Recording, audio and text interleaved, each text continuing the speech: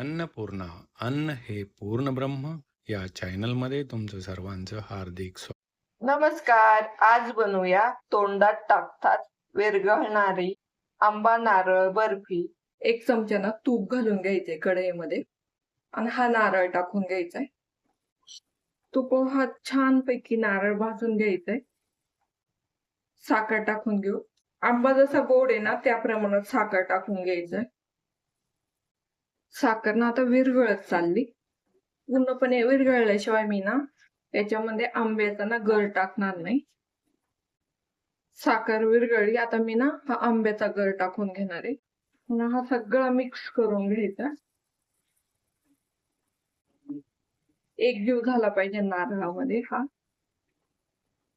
हे ना याचा गोळा बनतोवर कंटिन्यूस असं मिक्स करीत राहायचंय.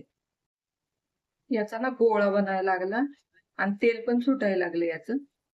भांड्याला ना तूप लावून घ्यायचं असं. हे मिश्रण ना याच्यात टाकून घ्यायचंय.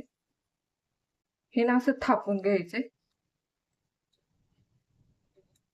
हे थापून झाले. आता थंड करून घ्यायचं. याच्यामध्ये ना थोडेसे बदाम टाकून घेणार आहे आणि थंड झाल्यावर ना याच्या वड्या कापून घेणार आहे मी. बर्फी ना थंड झाली. आता कट करून घेऊ.